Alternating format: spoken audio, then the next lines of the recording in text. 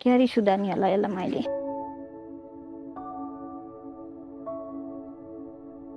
के भयो आमा झोक्राएर बस्नु भयो त?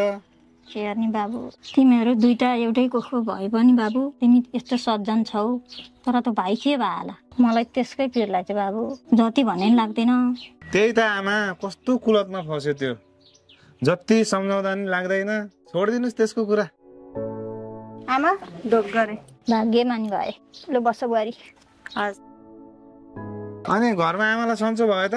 अलि ठिक हुनु भयो। तिमीहरू दुईटा गफ गर्दै गर, म खाना बनाउनु गएँ है। होइन आमा, तपाईँ बस्नु, म खाना बनाउनु जान्छु। तिमी थाकेर आइछौ, तिमी आराम गर, म बनाइहाल्छु नि। होइन आमा, म आएपछि किन दुःख गर्नुहुन्छ आमा? तपाईँ बस्नुहोस् न, म खाना बनाइहाल्छु नि। अनि आमा, बाबु कता हुनुहुन्छ त? बाबु त थाहा छैन तिमीलाई, गयो होला नि भट्टीतिर। ए ल, म खाना बनाउन गएँ। कोदाको हो नि हो? प्योर कोदाको। भेलीको भने झुकाउँछन् कि फेरि? तर होइन, यो राम्रो हो।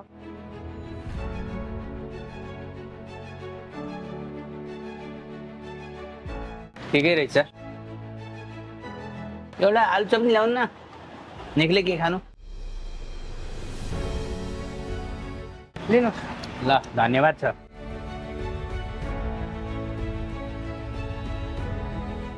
त्यसलाई सम्झ्यो कि अहिले त रिस पो उठ्नु थाल्छ। कति सताएको सताउने नि आमा हेर्नु त। आमा आउनुहोस् खाना खान। ओह बुहारी, कान्छो आउँछ नि खामला अहिले। कान्छोको तालमा लाएर हुन्छ? त्यो जाँड खाएर कति बेला आउँछ, अनि टाइममै खाना खान परेन? हिँड्नुहोस्। होइन बाबु, तिमीहरू खाऊ, म अहिले कान्छो आएपछि खान्छु। के भन्नुभएको आमा? हजुरले नखाइकन हामीले कहिले खाएको हाम्रो खाना? आउनुहोस् खाना खान, बाबु आएपछि म दिइहाल्छु नि। हुन्छ त नि बुहारी। किन आमा?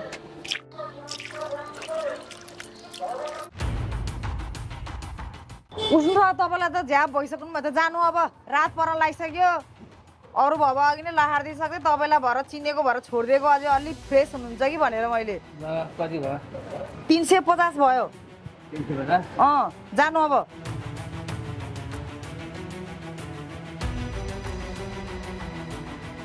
ल गएँ है सबैले। ल ल ल, राम्रोसँग जानु।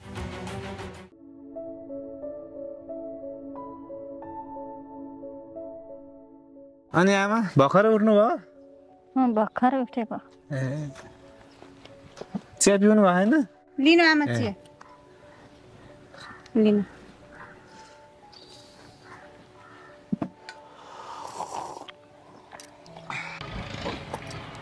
बाबु, कान्छाको बिहा दिन पाए सुध्रिन्थ्यो कि? हो त नि आमा, उमेर पनि पुगिसक्यो बाबुको। अब यस्तो जण्याको बिहा गरिदिएर फेरि अर्काको छोरीलाई दुःख दिन हुन्छ?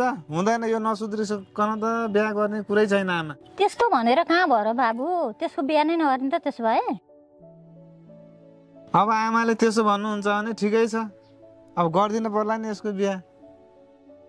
ओइ यहाँ आइज त। किन, के हो र? आइज न, आइज। बाबु बस्नु।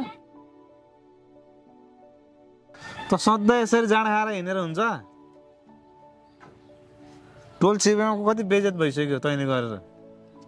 जहिले नै यसरी लन्ठङ लन्ठङ लन्ठङ लन्ठङ हल्लिएर खाएर कहिले पुग्छ र?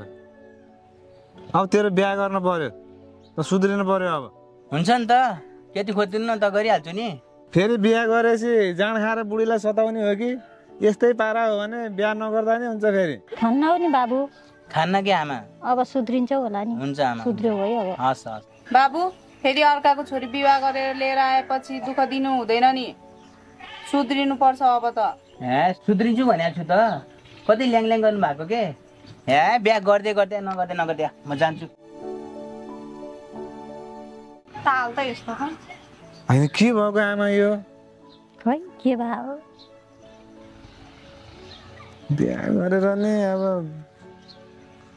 दुःख देला जस्तो छ यसले। नानीलाई हेर्न आउने भन्नुभएको थियो, 4 बजिसक्यो, यस बेलासम्म आउनु भएन। कतिखेर आउनुहुन्छ त खै? ओहो बुवा नमस्कार। आइयो नि हामी। ल बस्नुहोस्। बुवा नमस्कार। नमस्कार। ल बस्नुहोस्। ल ए नानी, नानी खै पानी ल्याऊ त। अनि बुवा भाइ यही हो के रे? अनि इलिम के गर्नुहुन्छ? अब इलिम त जागिरै छ। ढाट्नु भएको त होइन नि, केमा जागिर हो? कन्स्ट्रक्सनमा कन्स्ट्रक्सनमा धेरै जसो अब अहिले ढाँटेर बिहा गर्छन्, भोलि जागिर हुँदैन, त्यत्तिकै हल्लिएर हिँडेका हुन्छन्, जाँड रक्सी खाएर भर हुन्न। त्यस्तो छैन। मेरो भाइ एकदम असल भाइ छ एकदम। अहिले जमानामा अब जिमिन जेठा भएर काम छैन, गरेर खाँदैनन्, जागिरले पालिने हो जो पनि। जागिरे नै हो। महिनाको 35,000 कमाउँछ गएर अहिले ढाँटेर बिहा गर्नलाई जागिरे त भन्नुभयो होइन नि? तेरिका तपाईँ गएर बुझ्दा हुन्छ नि त। अब अर्थ बुझ्न के जानुपर्छ? सबभन्दा ठुलो कुरो विश्वास हो। विश्वासमा त अडिया छ नि, संसारै विश्वासमा अडिया छ। अनि उहाँको बाहिर कतै केटीसँग लसपस छैन, कतै के चक्कर छैन। छैन, सोझो छ मेरो भाइ। सिधा अब पढेको अरे, पढेपछि जागिर खान लागेको, यताउता दायाँ बायाँ केही लपन सपन छैन। पढे लेखेको त भन्नुभयो, जाँड रक्सी के कसो, जाँड रक्सी खानुहुन्छ कि खानुहुन्न? जाँड रक्सी जुवा तास यताउता लपन सपन केही पनि छैन। हेर त कति सोझो छ मेरो भाइ। अहिले केटी माग्नलाई सिधा त भन्नुभयो होइन नि? ढाँट्नु भएको त छैन नि? तपाईँलाई कति भन्नु मैले, ढाँटेर नि काम हुन्छ, पछि थाहा हुँदैन ढाँटेको कुरा। अब बुढीको आन छ, काटीकुटी निया, ढाँटी ढुटी बिहा भन्छन्, त्यसो पो हो कि? त्यस्तो होइन बुवा, तपाईँ गएर बुझ्दा हुन्छ, ओल्लो पल्लो छिमेकमा बुझ्दा हुन्छ। अनि सेम हजुर, अब केटी तैँले पनि लाइक गर्नु पर्यो के अरे, मन पर्यो कि परेन? मलाई मन पर्यो दाजु। अनि नानीलाई? ल हुन्छ, ल नानीलाई मन पर्यो। नानीलाई मन परेपछि अब बुवा पनि अब हुन्छ। अब अर्थ दिन गर्न म सक्दिनँ है, मन्दिरबाट बिहा गर्ने हो। हुन्छ बुवा, हामी पनि त्यस्तै खोजेको। अब यो तामझाम दुनियाँदारी दुनियाँलाई खुवाएर अब तपाईँको परिवार भनेको नि हाम्रो परिवार हो, हाम्रो परिवार भनेको नि तपाईँको परिवार हो। दुई घर एक भा हो। एक भा हो। तपाईँलाई धेरै खर्च गराएर नि हामीलाई केही हुनेवाला छैन, हाम्रो धेरै खर्च गरेर नि तपाईँलाई केही हुनेवाला छैन। हाम्रो परिवार मिलेर बस्नुपर्छ। हुन्छ, यहीँ हाम्रो नजिकै गणेश मन्दिर छ, त्यहीँबाट गर्ने। हुन्छ त बुवा, अब त्यही गरौँ है त। हस् ल, हस् त बुवा, हामी लाग्छौँ अहिले। ल ल ल ल, हस् ल।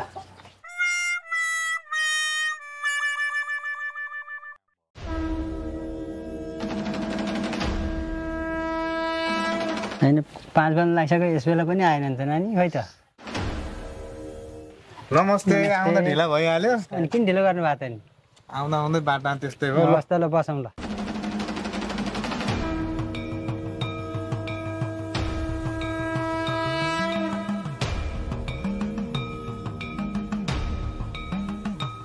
ल मैले आजबाट अब तपाईँ हातमा सुम्पिदिएँ, मारे पाप पाले पुण्डे, अब धेरै दुःख नदिनु, राम्रोसँग पाल्नु ल।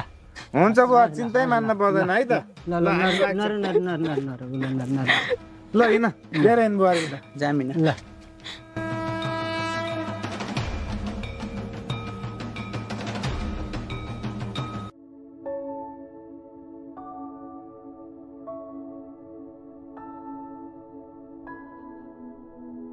आमा,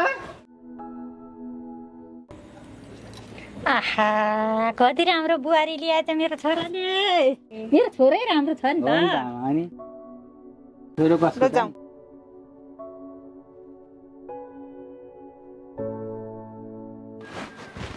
अब बुहारी भित्र आइयो, सुध्रेला नि बुहारी नै राम्रै परिछन्। कस्तो लाग्यो त आमा बुहारी? एकदम राम्रै छ। अब त सुध्रिन्छ होला नि, बुहारीले सुधार्छिन् जस्तो छ। सुधार्दै त हुन्थ्यो। ओए हजुर, भर्खर बिहा गरेर बुढी ल्याएछ, कहाँ जानु लागेको त? त्यो चोकमा पुगेर आउँछु दाइ। कस्तो चोकमा पुगेर आउँछु भनेको? आइहाल्छु कि एकैछिनमा। जाँड खाने त होइन नि फेरि? होइन आमा, त्यस्तो गल्ती नगर है फेरि। ए शङ्का नगर्नु न। त्यो नराम्रो काम गर्नु हुँदैन नि। बिहा गरेर बुढी भित्र आएपछि बुढीसँग नबसेर बिहाकै दिन कहाँ निस्किया हो यो? जाँड खानु आयो के थाहा? नखाला नि।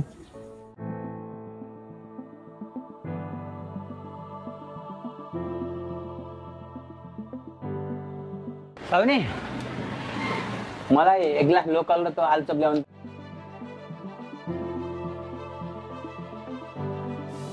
ओहो आज त के हो तपाईँ त पुरै बेहुला जस्तो भएर आउनु भयो त बेहुला त हो नि आज भर्खर बिहे भएको थियो यो तल लाएर अनि दौडेको ए छिटो खाली जानुपर्छ हो ल ल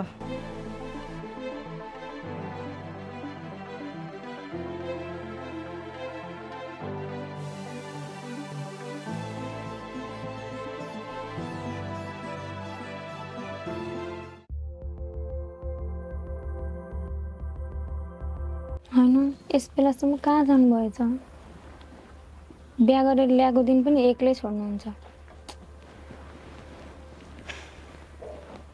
यहाँमा के हो बेहुला मान्छे यस्तो झ्याप भइसक्नु भयो अब यहाँ त नथप्नु है तर हाल्नु न अब यहाँ त नखानु यहाँमा ल अब यहाँ त नखानु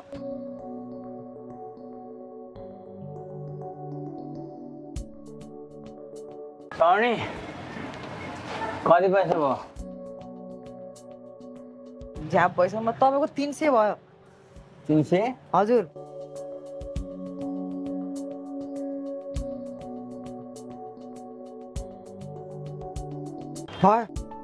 जानु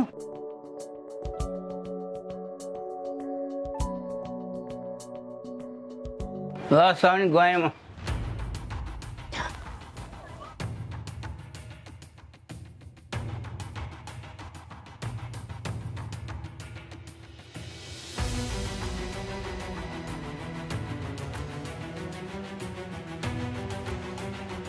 रक्सी पो खाएर आएर उता माग्न जाँदा त म रक्सी खान्न भन्छु चढिया पो रहेछ मैले दुःख पाउँछु कि क्या हो बिहाको दिन पनि रक्सी खान छोडेन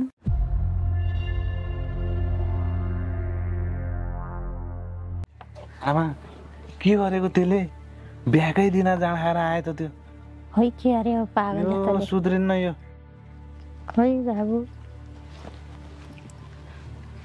आमा दाइ तपाईँले त बिहेको लागि माग्न जाँदाखेरि त मेरो भाइले जाँड रक्सी चुरोट केही पनि खाँदैन हात पनि लाउँदैन भन्नुहुन्थ्यो हिजो बिहाकै दिन पनि मजाले रक्सी खाएर आएर सुतिराख्नु भएको छ म अहिलेसम्म उठ्नु भएको छैन होइन तपाईँहरूले मलाई ढाँटेर बिहे गराइदिनु भयो क्या हो होइन बुहारी कहाँ ढाँटेर बिहा गर्ने अब बिहाको दिन खुसियालीमा खायो होला नि त साथीहरूले खाम भनेर खान्थेन के अरू बेला त सधैँ यस्तो त होइन नि होइन बुहारी तिमी ढुक्क हो खाँदैन त्यसले के हो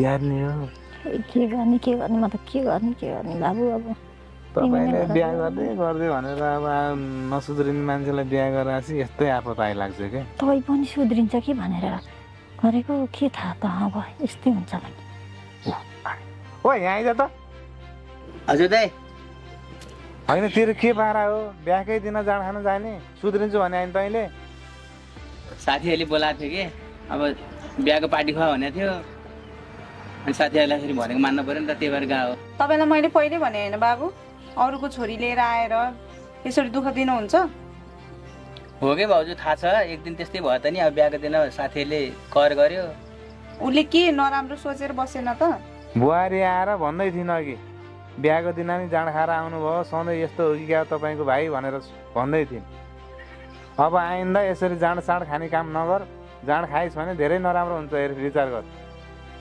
बानी सुधार्नु बाबु खान्न भन्दैछु कि भाउजू जहिले यस्तै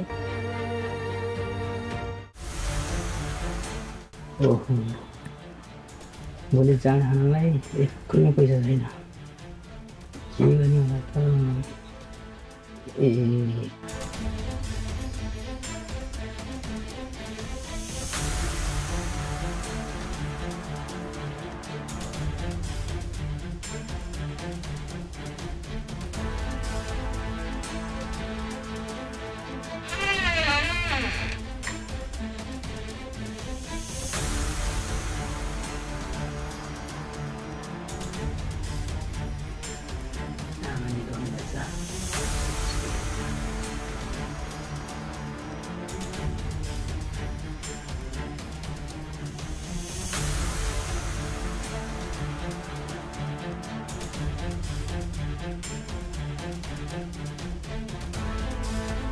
यति भएपछि त अब महिना दिनलाई पुग्छ मलाई।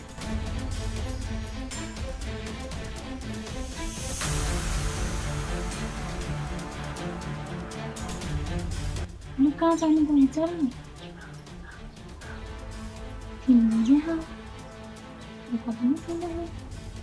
पाछुन जानु भएको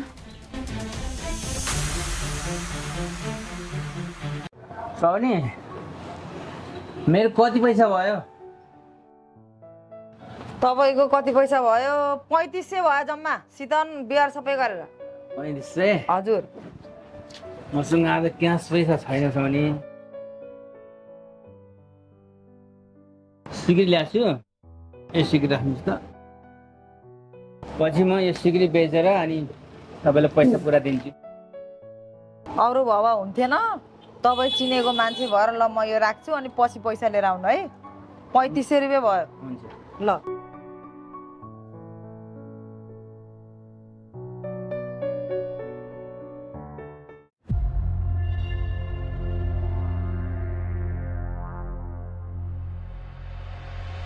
राम राम राम राम थुक्क जड्या दिन डाँडे रक्सी धोकेर आउन तँलाई लाज लाग्दैन? मलाई तँ भन्छस्? तँलाई लाज लाग्दैन तँलाई? तेरो खाइदिन्छु। तँलाई चाहिँ जाँड धोकेर आउन चाहिँ लाज नहुने अनि मलाई तँ भन्न चाहिँ लाज हुने? मुख नछोडाए, मुख नछोड। के को मुख नछोड? मैले मात्र हैन, दाइले आमाले त्यत्रो सम्झाउँदा पनि अलिकति पनि तँलाई दिमागमा आएन? पहिला तँलाई म गर्छस्